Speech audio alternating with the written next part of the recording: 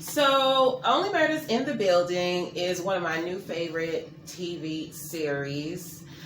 And the second season recently came out. Now, I was putting this off because it's one of my favorites and I just don't want to be done with it and have to go such a long time before season 3 comes out. So I was putting it off, but I almost forgot about it because one of my favorite booktubers, he was mentioning, he was doing a vlog about something. What was it about? Oh, he was reading books from his favorite booktubers. And so in between doing that, he started talking about Only Murders in the Building. And then I was like, oh, wait, I got to get back to that. So here we are today. I am going to watch the second season of Only Murders in the Building. And also, I figured I can take this time to do a different kind of video. So I was reading some nonfiction, and I was reading it with the intent of just it being for my own enjoyment. I was just going to, these books were just for me, but then I thought, let me just review these while I give you my thoughts on Only Murders in the Building. So the books I will also be reviewing in this video are Sex Cult Nun by Faith Jones. Now, I started this book back in July, and again, this was a book I found at my library. I knew nothing about it, but I loved the cover, so I picked it up. And so, as a cover person, I don't know if it worked out for me, okay, because the cover is gorgeous, but I don't think I read the synopsis. I think I just flipped through some pages or whatever and thought it would be something I would be interested in. But as I started to read the book, it somehow was not what I was expecting. And it's kind of like when you go on a first date or something, or a blind date, and the person on the outside, they look attractive, and then you hear them speak and you're like, okay, I know I ordered something that's going to take about 20 minutes to cook, but can we make this to go? So yeah, this book, it's the cover is beautiful, but it's just not my kind of book. So I stopped reading it, but I'm just going to go back and finish it, and hopefully it's going to be okay. It's not that long. I think the audiobook is 8 hours, and I read I read the first 2 chapters. So it shouldn't be too So, it's about a woman who's recanting her life in a sex cult, but really it's her parents, how they got into this sex cult, and she was a child living with her parents, and therefore she was in it as well. And so, yeah, I'm not that far into it, but somehow it's not what I expected, but I'll just go on and finish it. So that's Sex Cult Nun.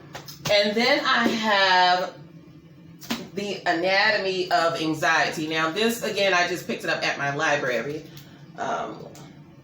Sorry about the glare, but okay, I think that's a little bit better. So I picked this up at my library, and this is by MD Ellen Vora. The Anatomy of Anxiety, Understanding and Overcoming the Body's Fear Response. And as someone who is dealing with mental health and anxiety, I wanted to read this for myself. But then I thought, this is not the kind of book that would get attention on or in the bookish communities. You know, it's not like a sexy read, you know. This is not something that I think anyone would probably talk about. So I figured it might help someone else out if I read it and brought attention to the book. So rather than be selfish, which nothing is wrong with being selfish, every now and then you need to be, but I figured this might be useful for someone else to know that this book exists. So I am going to read it and share my thoughts on this one. And then there is The Defense Lawyer. Now, again, I didn't know this one was out. I have never read a James Patterson novel, but I have a couple of his on my shelf. I just haven't gotten to them. But this is a nonfiction book by James Patterson, and it is about a defense lawyer who I guess is like one of the most successful defense attorneys in history. It sounds quite interesting. So on the inside flap, it says here, Slotnick mediates Bette Midler's bathhouse contract and represents John Gotti, the Dapper Don. He defends subway shooter Bernie Getz, I don't know, and negotiates future First Lady Melania Trump's prenup. So he's been around, and it sounds like he's had some high-profile cases. And this is James Patterson and Benjamin Wallace. They wrote this nonfiction book about the defense lawyer, the Barry Slotnick story. And it sounded interesting, so I wanted to give it a read. And again, this is going to be my first time reading James Patterson. I like James Patterson for how he helps the lesser known authors get attention through his series. I can't think of any of the names, sorry. But, you know, he has some series where he'll give voices to, you know, women or just lesser known authors. And I like that about him. And I like him in interviews, but I haven't read any of his books. So, yeah, I'm going to give this a read and let you know what I think, okay? And then the last one, which is a hefty book, and I'm used to that with nonfiction, so I'm not mad about it. But this is The Founders, the story of PayPal and the entrepreneurs who shaped Silicon Valley by Jimmi Soni. All right, so that is this one right here that I will be reading. And this book, again, I just happened to see it in the library, so... And this is coming due soon, actually. So hopefully I can renew these, because I don't even know. I might get to 2 of them this week. But this one I definitely won't be finishing this week. It is way too long, but maybe I'll get a third of the way through. So this is about the people behind PayPal, right? And I know there are a ton of how to become a millionaire books out there, right? I'm not into that, although I'm not even trying to become a millionaire, which I guess I'm doing well on that, right? So I'm not into those books, but I'm always curious about people who start something when they have an idea and they move forward with the idea and bring it to fruition. Because I remember when Tyler Perry was talking about how he bankrolled one of his plays with his $3,000 credit card. And it just made me wonder what makes a person make that leap and trust that it will work out. Or maybe they don't even trust it, but what gives them the motivation or the drive, I guess, to say I'm going to do this? Because I mean, I have credit cards. I don't know I don't think I have a credit card with a $3,000 limit, but I wouldn't like put $3,000 on a credit card just because I don't know how I'll pay that back. So that's what always piques my interest. People like that who make those decisions and then it works out. So I'd rather read those stories rather than the how to be a millionaire or, 7 ways to make $1 million in a year. Like all of that stupidness, I don't have time for. But this sounds interesting to me and I will read this and let you know my thoughts on it. Okay. So those are the 4 books. I had to return the Sex Cult Nun, so I don't have the physical book with me, but the Sex Cult Nun and these books right here will get read and reviewed in this video. And yeah, if you don't know what Only Murders in the Building is about, so it stars Stephen Martin Short, and Selena Gomez. And they are all producers, I believe, on the series as well. But Steve Martin, he created the series with another person. I can't remember the name, but I know Steve Martin created it. And then it's basically a comedy mystery about 3 neighbors who form a friendship when investigating the suspicious death of one of the other tenants.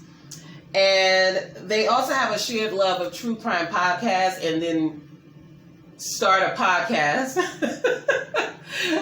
Once they get so excited about investigating the tenant who died in the building, and they start a podcast, and yeah, it gets interesting. So, and this is a apartment building in the Upper West Side of New York City.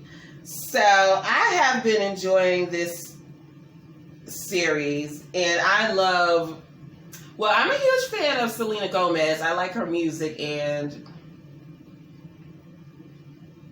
I guess this is the only thing I've seen as far as her acting, because I haven't seen her younger years, what she did like on Disney or whatever. Maybe it was Nickelodeon, I don't remember.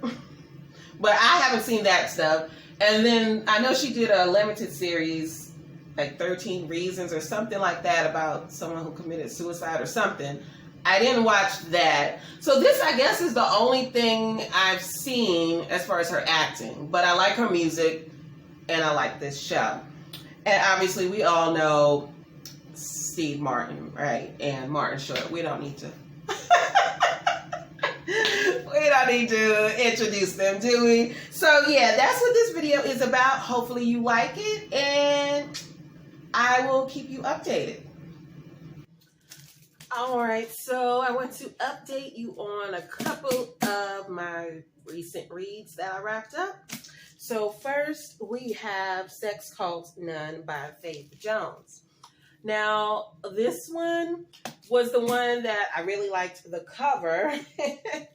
And so I picked it up, and I didn't read the inside flap or anything. I just got it based on the title and the cover. So now I have since learned that this is a memoir about Faith Jones, who is the granddaughter of the founder of Children of God, which is a religious cult. I forgot when this organization formed. I think like in the 80s or something like that. But anyway, he is a very well-known and influential and respected leader of his organization and in that cult world, okay? So Faith Jones, she tells the story of growing up in that cult and how that shaped her as an adult woman. And this story is not a little. This story is quite heavy. So it deals with male domination. Her father was a very strict, domineering figure in her life. Her mother almost was like an adult child, is how she came across to me. She had no autonomy. She was almost like a child within the home, because it was, the father clearly was the leader of the home and dominated the people within the home, you know? And the story was interesting, Faith Jones' relationship with her mother, because it showed how at a certain age, the relationship shifted, because Faith's mother started to see Faith almost like a threat, the way some mothers do with their daughters. When she got to a certain age, it was almost like a rivalry happening within their relationship, which was unfortunate, but that is detailed in the book. There is a rape that is detailed in the book, and it highlights the healing that, in my opinion, I don't think Faith Jones has quite gone through yet, because she kind of discusses the rape in a way where she paints herself at fault for it even happening. But there's not a lot of introspection in this book, I will say, but she is very explicit in detailing what happened. Very explicit. Okay, and just to read some of what's on the inside flap, it says, a complicated family story mixed with a hauntingly intimate coming-of-age narrative. Faith Jones' extraordinary memoir reflects our societal norms of oppression and abuse, while providing a unique lens to explore spiritual manipulation in our rights, in our bodies. Honest, eye-opening, uplifting, and intensely affecting, Sex Cult Nun brings to life a hidden world that's hypnotically alien yet unexpectedly relatable. So, yeah, there's not a lot of introspection or deep reflection on what went on. I don't know what type of therapy Faith Jones has gone through personally, but she reflects on what happened, but it doesn't sound like she has removed herself from the situation and truly understands the ramifications of what her grandfather and her father have done to not just her and her family, but to many others who fell victim to their influence. So there's that. But if you're interested in that, obviously give it a read. So the next one up is The Anatomy of Anxiety by Ellen Vora, MD. Now, this one I was surprised by, and I actually had to pick this book up. I purchased the book, so I'm waiting for it to arrive, but this was a great read. So this is it talks about the root of anxiety, and it also talks about anxiety in a way that's like, it's not necessarily a disease, but it's the inkling of something else happening and your body trying to tell you something. So Ellen Vora, she does give you some examples of how to deal with anxiety in the moment.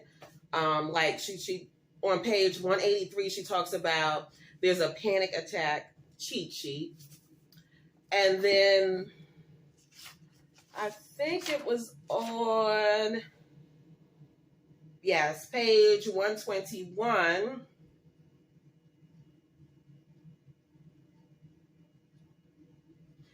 There is some advice on how to reduce anxiety. And so The Anatomy of Anxiety is such an appropriate title because she really comes at this topic from a holistic place. And I should mention Ellen Vora is a holistic psychiatrist, I think. Yes, so it says in her bio, Ellen Vora, MD, is a holistic psychiatrist, acupuncturist, and yoga teacher. She takes a functional medicine approach to mental health, considering the whole person and addressing imbalance at the root. So, yes, she talks about different activities and advice and ways that she went about helping her patients, because I think she practices in New York. Yes, in New York. And she does give a disclaimer.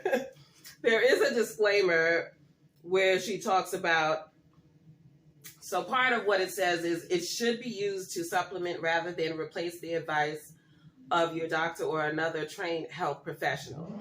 If you know or suspect you have a health problem, it is recommended that you seek your physician's advice before embarking on any medical program or treatment. So she does talk about some of the ways that she has helped her patients in her practice, but she talks about it from a holistic perspective. She talks about how certain foods can induce anxiety. She talks about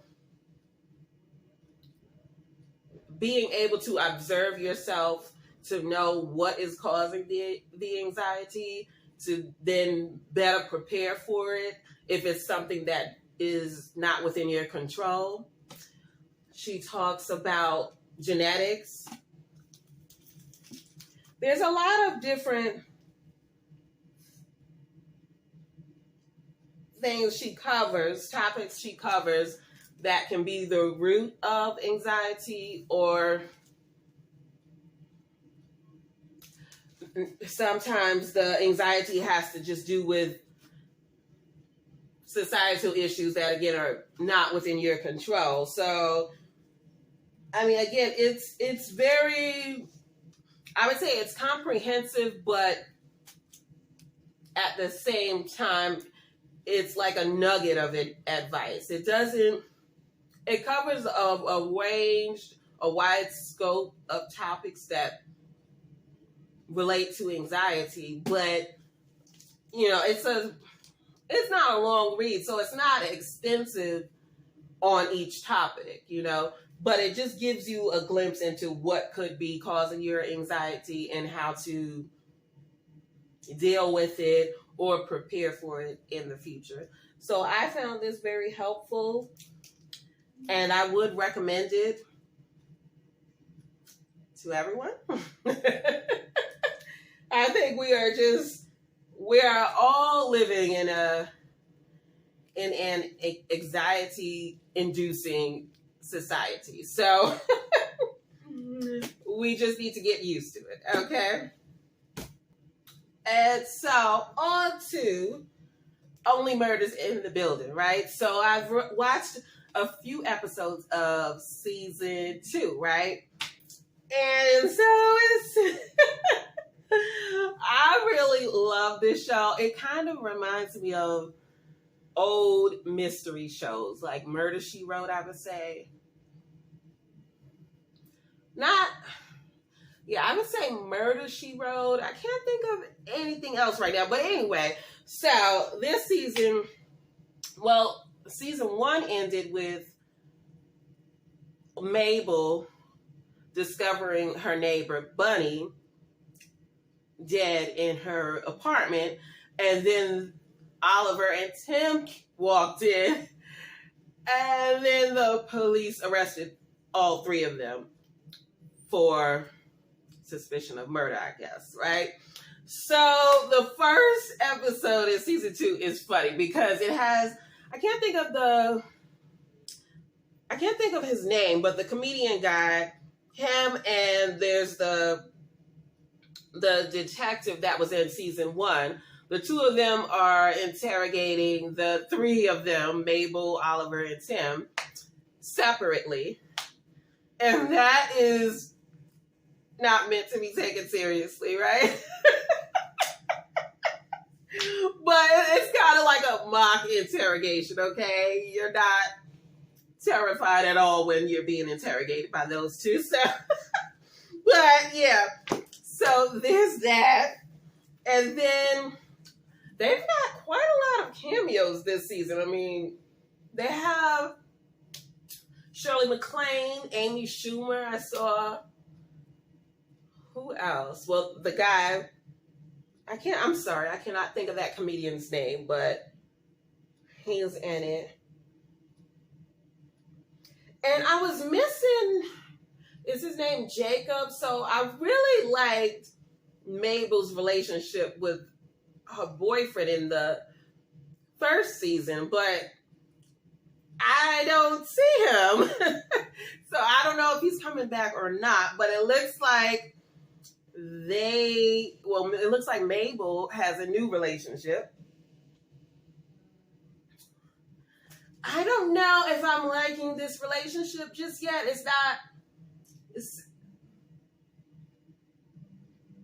I don't know how I feel about this relationship just yet. I need more time, okay? Because I like her with the guy, but I don't know. I'm wondering if he's coming back and it's going to be a love triangle or what. And then, oh my goodness, they dropped a bomb.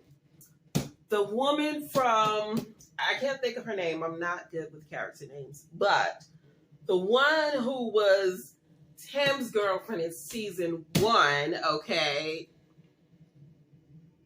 I did not see that cliffhanger coming. That was wild, okay? So now the third of my 4 reads is The Defense Lawyer by James Patterson and Benjamin Wallace, okay? Now this one, sorry, maybe that one's a little better.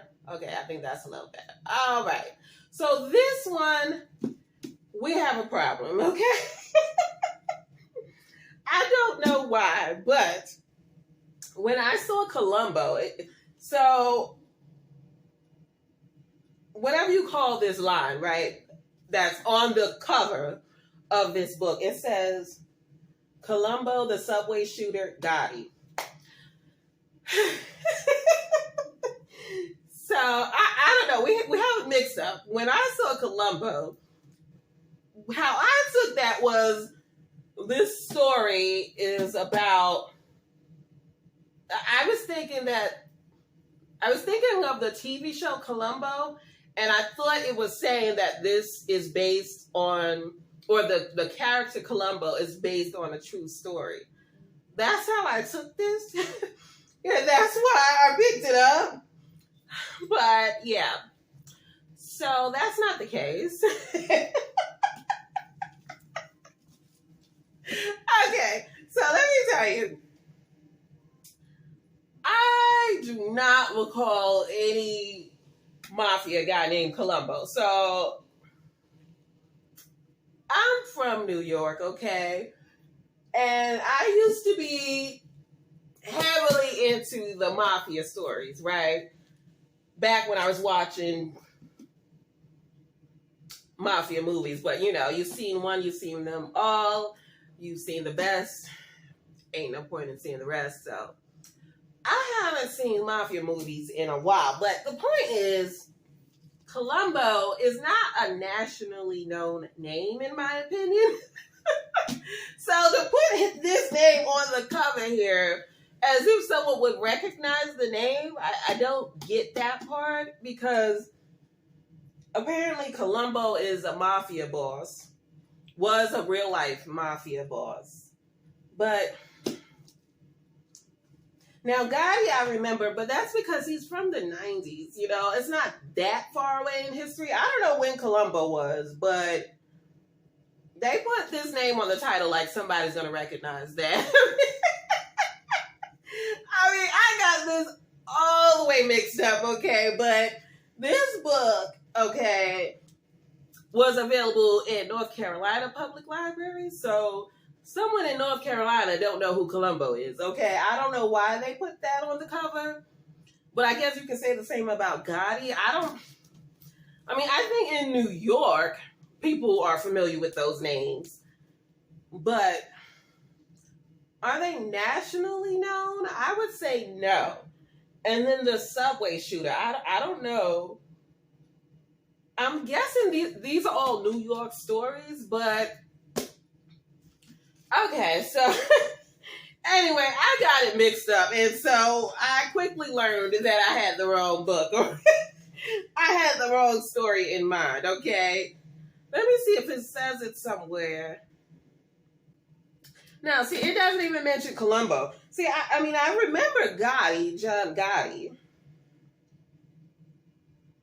but I don't know who Columbo is, okay? And it said that, like, somebody's going to recognize that name. But anyway, so I'm about halfway through this book, and this is about the defense attorney who defended people like John Gotti and people from organized crime, basically.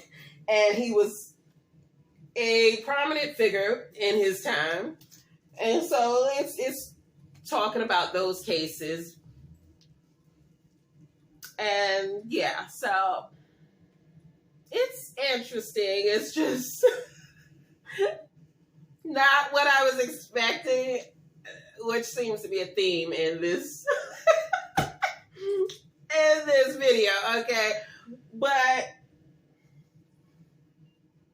yeah, so it's like I would akin it to if you were reading the transcripts of a Martin Scorsese movie, right? Like, that's how this book reads to me. But it's interesting.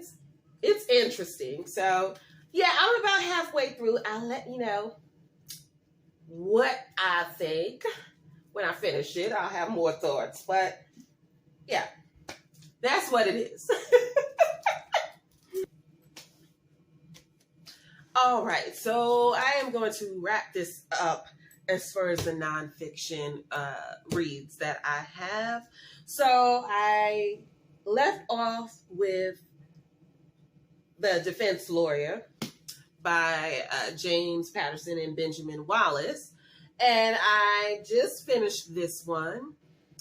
And so, yeah, this one is a decent read. It just, again, was not what I was expecting, but it's a decent read. I will say it didn't focus, or in my opinion, it felt rushed as far as the cases that it dealt with. So it says in the, I don't know if this is the blurb line or whatever you want to call it, but it mentions 3 cases: Columbo, the subway shooter, and Gotti.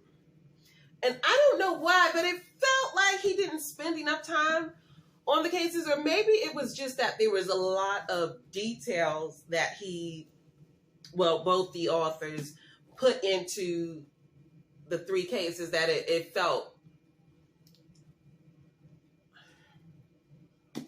I guess, a little cluttered, like you didn't have time to take in the information, because there was a lot of details about different people, and then they were bringing up they were comparing different cases to the cases that Slotnick was a defense attorney for. So there was a lot of information being thrown at you, so it kind of felt a little overwhelming at times. It also, overall, I wasn't impressed with it, but I think that's because I'm someone who has watched a lot of mafia movies and documentaries and stuff like that. So it kind of is a little too familiar and just didn't feel all that original, although it's based on, true events. So why would it feel original? But I don't know. It just doesn't stand out is basically what I'm saying. It doesn't stand out. It's a decent read, but you don't need to run out to get this book. You're not missing anything, okay? So there's that. And then the last one I read is The Founders, the story of PayPal and the entrepreneurs who shaped Silicon Valley by Jimmi Soni. Now this one, yes. So this one, I would say, was very slow to get into, okay? I would say the first half of the book was very, very slow. It's almost like the nerds said, we're going to make this offensively boring to just filter out the people who don't need to hear this story. It's like they were trying to run you off, like run you away from this story. I don't know. It felt intentionally boring. Like they really were trying to bore you to sleep so you didn't get the information.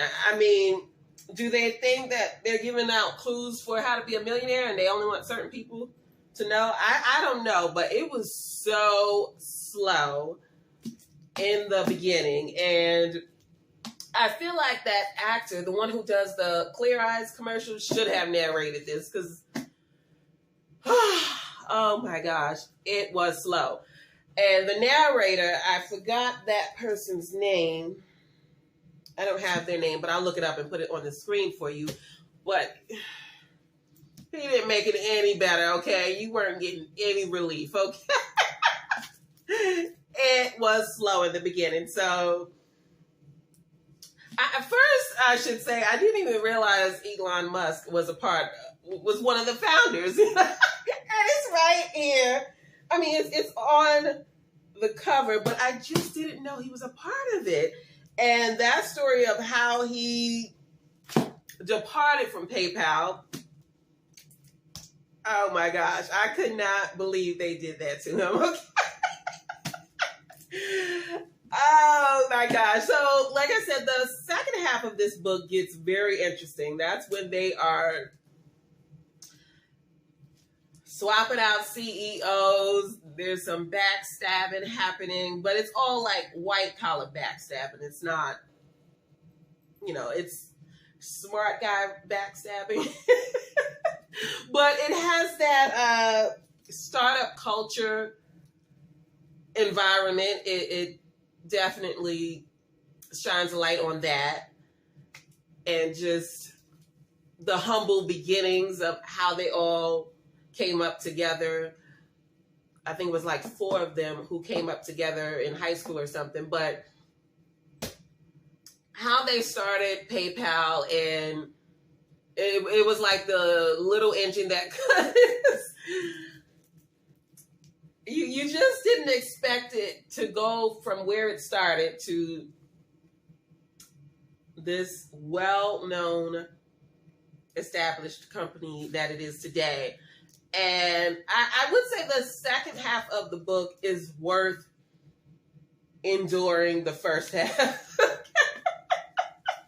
So, yes, I mean, it's a long read. It feels long because it's dull a lot of the time. And then there was this beef between PayPal and eBay, which, again, I wasn't familiar with, but I don't keep up with business news, so I guess I wouldn't know anyway. So there was this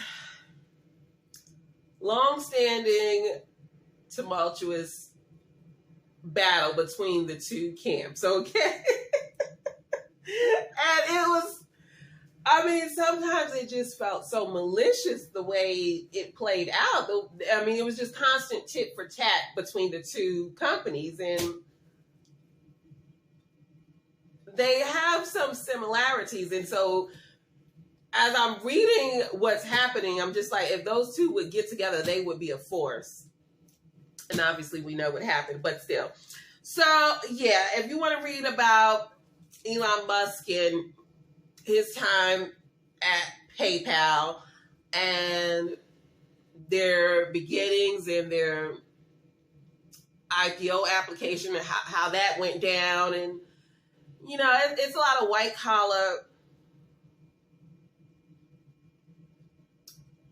collar banking mafia type behavior in here that is discussed. And there's some familiar names and some not so familiar names, but it is all detailed in here, the history of PayPal and how it came to be the force that it is in the industry today. So I would give it a read if you're interested in that. If those things sound interesting to you, yes, I would recommend it. All right, so I just finished Only Murders in the Building, okay? And oh my goodness. Okay, so first I have to mention episode 8. I think it's episode 8 where they did the blackout. That one was perfect because it really felt how I imagined it would feel in New York if there were a blackout. Now, I did live in New York when there was the blackout. I forgot. It was in the 2000s. But we weren't quite heavy into the cell phone and social media culture the way we are today. So it was a little bit different from how it would be today if there was a blackout. Now, I haven't lived in New York since, the 2000s. And so, yeah, I really liked that episode. But, so, I must say the writing in Only Murders in the Building is just fantastic. Oh, my goodness. This season felt more like, I don't know if I missed it with the first season or not, but it feels like a puzzle or a board game. It kind of had that vibe to it. The way they would have those parties and the different tenants would have a party in their home. And it felt kind of like, people playing a board game or a puzzle. And they even incorporated that into the story. But,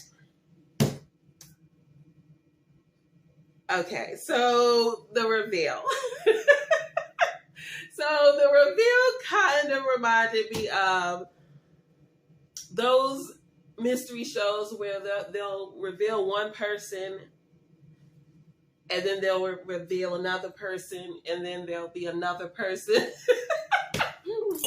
The reveal, what was that? Oh, just my earring. Okay. So the reveal was, it got a bit annoying because they just kept revealing and revealing and revealing. But anyway, there's a certain thing that happens that I knew was not the case. Like I knew, I just knew that was not the case. So it took a few minutes.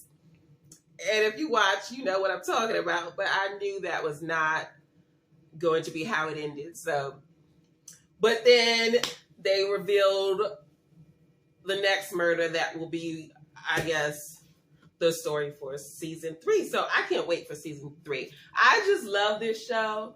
But yeah. Charles, Oliver, Mabel. Now, I was suspecting a certain person. Oh, and I got his name, Michael Rappaport. Now, I was suspecting him. Just something about him was rubbing me wrong. Like, but then certain other people, they knew how to focus on somebody for long enough to make you suspicious, but then they move on to the next person, and then you wouldn't see that person for a long time, so you forget that you were suspicious of them. But yeah, it was a fun time. I love that show, and the writing is superb. Okay, it's just top notch. But yeah, I'm gonna get out of here. This is getting to be a little too long, so like, comment, subscribe if you choose. But thank you for watching and listening. And I will put a link to the bookshop in the description if you want to get more information about all of these books. But what we have is Sex Cult Nun by Faith Jones, and The Anatomy of Anxiety by Ellen Vora, MD, and James Patterson and Benjamin Wallace, the defense lawyer. And the last one, The Founders by Jimmi Soni. So, yeah, I'll put the link in the description if you want to get more information or purchase or whatever you want to do. It's up to you, but I did enjoy my read of the nonfiction. So anyway, I'm going to get out of here. Thank you so much for listening and watching. I appreciate you. And I hope you are having a good one. I'll catch you in the next one. Bye.